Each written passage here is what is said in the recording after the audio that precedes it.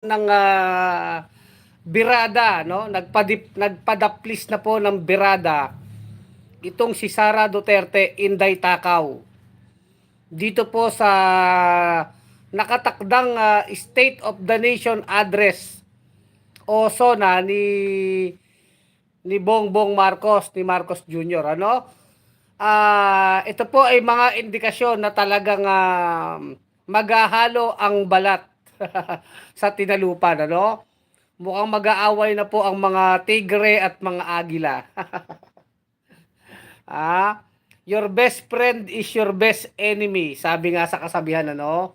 Yan po ay angkop na angkop ngayon sa nangyayari dito sa mga dating mga magkakaibigan, mga magkakasangga.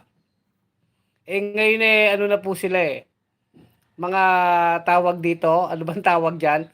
Kumbaga sa circus, labo-labo po, labo-labo, hinalong kalamay. Pero ang maliwanag po dito, itong grupo ng mga Duterte po ay hindi natitigil para talagang guluhin o manligalig, manligalig, manggulo, manligalig, ano pa ba? Dito sa administrasyon ni Marcos. Dito po sa nakatakdang SONA ni Marcos Jr. sa July 22. Lunes po yan holiday yan, di ba?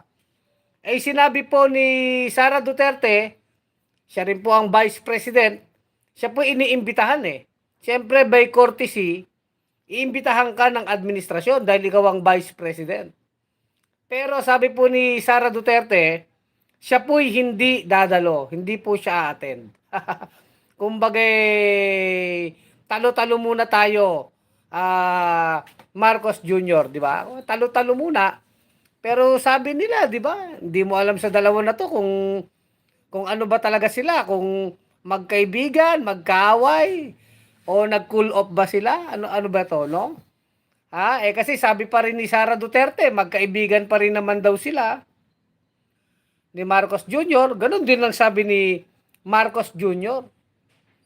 Pero iba po yung sinasabi ng bibig sa ginagawa ng kamay, di ba? Iba, magkaiba Disconnected. Iba yung sinasabi ng bibig sa ginagawa ng kamay. Ano pong ibig natin sabihin?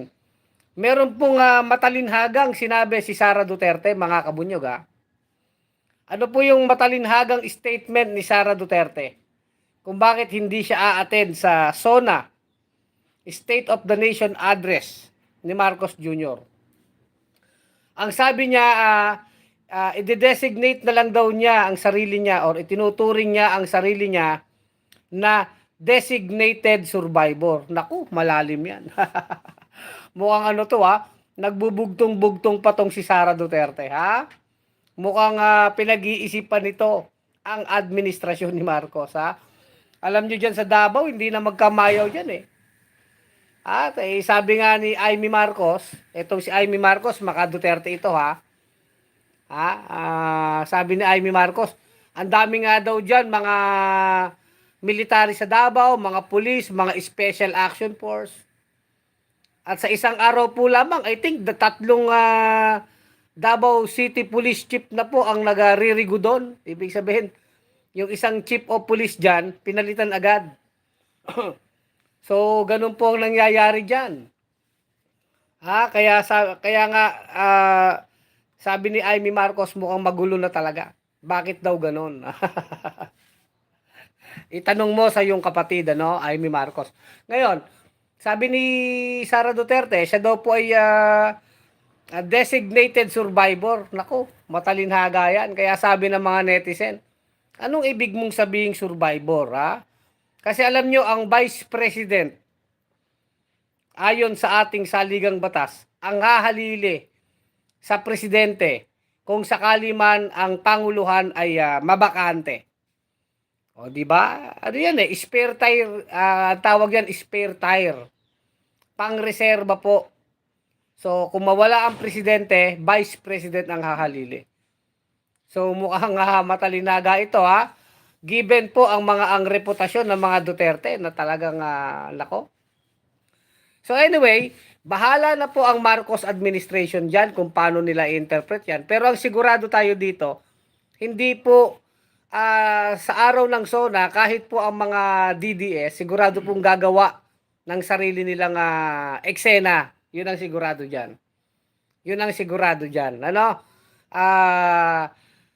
Ngayon, ano bang ibig sabihin ni Sara Duterte? Kasi buhat nung siya'y nag-resign, wala pa siyang direktang atake sa administrasyon ni Marcos. Kumbaga ano to no? Kumbaga'y nakikiramdam, kumbaga'y naninimbang pa din. Kasi alam natin mga kabunyog, yung tatay niya, yung mga kapatid niya, talagang dire-diretso na po ang atake dito sa administrasyon ni Marcos. Di ba? Eh sabi ni Sara Duterte, siya daw ay designated survivor. Ano ba ibig sabihin ng survivor? Natira. Kaya sabi ng mga reaksyon ng mga netizen, may balak ba kayo mga Duterte? Baka ipapadedo nyo na si Marcos Jr. Ganun ba yon? Ganun na po ang mga iba't ibang reaksyon at interpretasyon ng mga netizens doon sa sinabi ni Sara.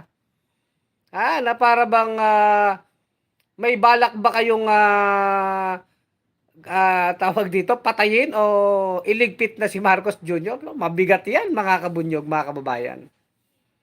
Yun ang interpretasyon ng mga netizen sa sinabi ni Sara na siya ay designated survivor kasi siya ang papalit So sa ganung punto po nai-interpret ang kanyang mga sinabi.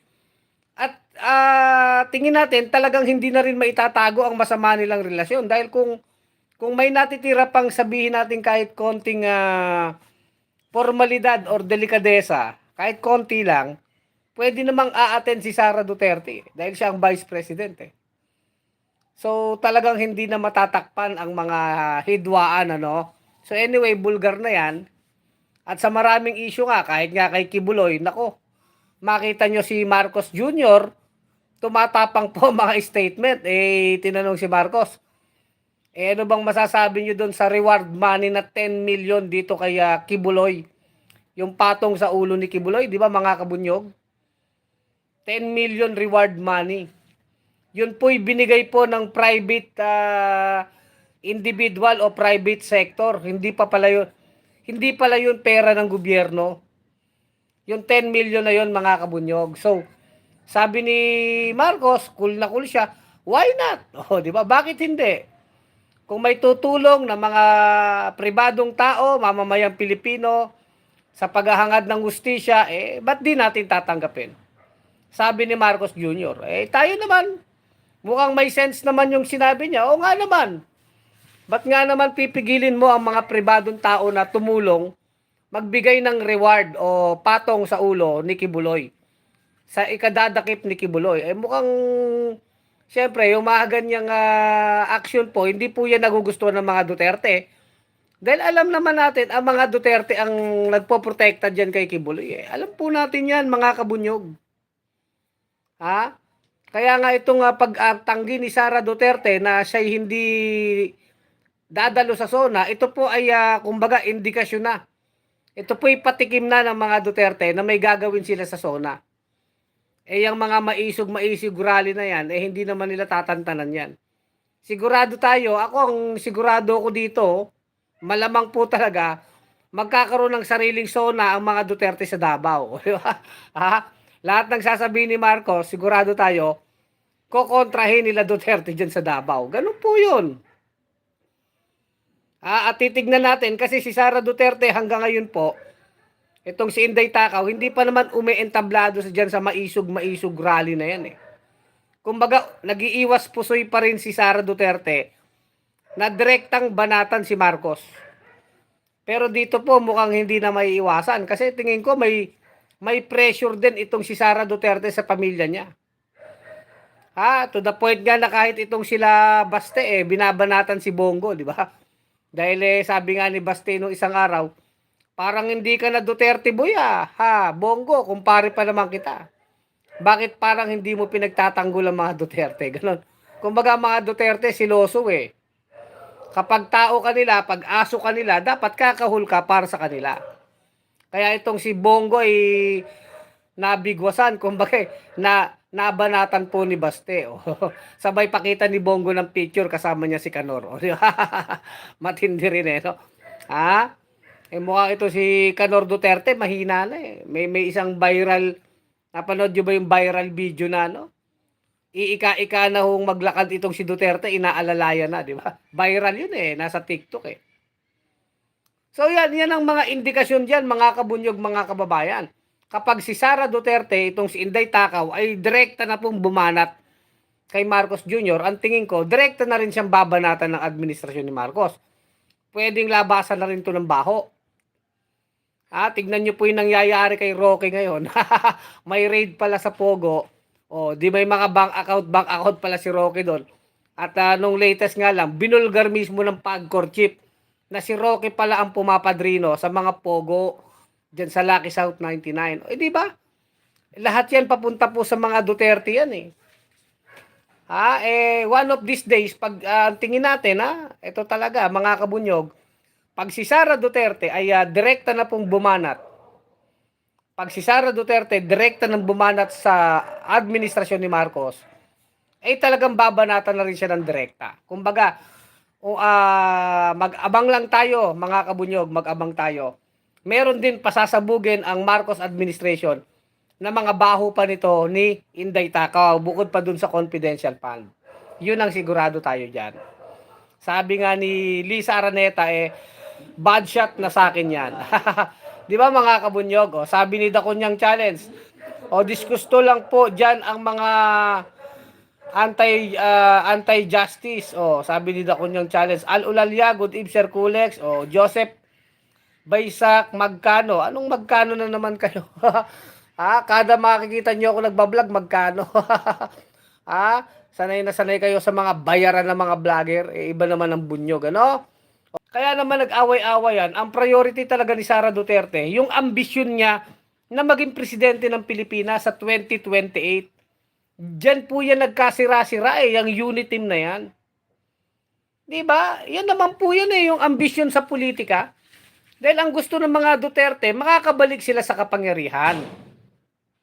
Sa 2028, may mga ugong-ugong, si Romualdez po, na pinsan buo ng mga Marcos, ay nag-i-interest din na tumakbo sa 2028, presidente. Doon po nagkasilat-silat sila. Dahil umeksena na po yung Romualdez, hindi na matutuloy syempre yung plano ni Sara, yung kanyang ambisyon. Tinigsalalamunan niya si Romualdez. Syempre, sa parte ng mga Marcos, kung ganun nga, at tingin natin, si Lisa Araneta, malapit sa kanyang bayaw, sa pinsan ng kanyang asawa. Blood is thicker than water. Di ba? Ito lang naman si Amy Marcos ang joker dyan na Duterte pa din. Dahil tingin ko, ang ambisyon ni Amy Marcos ay mag-vice president kay Sara Duterte sa 2028. Gusto nila, Sara Duterte, Amy Marcos. Parang ganon. Di pabor si Amy doon, magiging vice siya. Kaya lang, kung si Romualdez ang tatakbong presidente, hindi makakapag-vice si Amy kasi masamang tignan. So dahil dyan, yung ambisyon ni Romualdez, sinasabi yan, tambalos-los daw, imong ambisyon. Di ba yan nagsabi ni Sara Duterte, nagkasira-sira po sila. So kaya ang focus naman ni Sara Duterte talaga, ambisyon po. Wala naman dyan yung kabutihan ng taong bayan. Nakita naman natin away nila sa politika, puro ambisyon po yan, mga kabunyog. Kaya nga pinag-uusapan natin dito, aattend ba si Sara Duterte? Sabi niya hindi siya aattend sa SONA. So indikasyon 'yan. Na siya hindi magiging tagapalakpak ni Marcos Jr. sa SONA, di ba? Hindi na sila best friend Kumbaga, ang aasahan natin dito, babanat na tong si Sara Duterte. Susunod na to sa kanyang kapatid at sa kanyang tatay. Ang problema diyan, wala silang ginawa kung hindi manggulo sa Pilipinas. Makikita niyo po mga kabunyog, mga kababayan, itong Pogo. Naku po, makikita niyo itong Pogo, no? Konektado pala kay Michael Yang, doon sa Gerald Cruz na yon, yung Alan Lim na yon na importer ng shabu. Isipin niyo, money launderer, shabu. Michael Yang na involved din sa Parmali, konektado sa Pogo. Naku po, sasakit ang ulo nyo. Lahat papunta kay Duterte. Kasi sino ba si Michael Yang? Di ba yan ang advisor ni Duterte? Economic advisor ni Duterte. At yung Pogo na yan, dumami yan sa panahon ni Duterte. At inaamin naman ni Roque yan. Kaya nga nagkaroon ng racket itong si Roque na ngayon ay na-expose na siya pala talagang isa sa mga padrino niyang mga pogo-pogo na illegal na yan. Nasalot na pogo na yan. So makikita nyo talaga itong mga huling mga buwan, makikita nyo grabe po ang expose. Yung China deal na secret, Duterte din yan. Itong pogo, Duterte pa rin, di ba? Yung kay Kibuloy, makita nyo, si Duterte din talaga ang protector ni Kibuloy eh. Oh. Tapos itong nakaraan naman, yung kay Bongo, yung CLTG, 6.6 billion, kinasuhan sila ni Trillanes, Duterte din eh. Napakakapal ng mukha, o di ba? Eh, tatay ni Bongo at kapatid ni Bongo yung nakakuha ng kontrata at hindi dinay ni Bongo yan ha. Napakakapal ng mukha, tatay at kapatid. Eh, bawal na bawal sa batas yun eh. O, di ba mga kabunyog, mga kababayan? So hanggang dito na lang ang ating vlog. Kuleg Soliman, ang malupit sa katotohanan. Mga kabunyog, mga kababayan, tuloy ang laban. Bunyog, bunyog, halikan na kasama ka. Bunyog, kapag buklod ay may pag-asa. Luzon, Visayas, Mindanao, isa ang pananaw. Sa bagong Pilipinas ang bunyog isisigaw. Bunyog,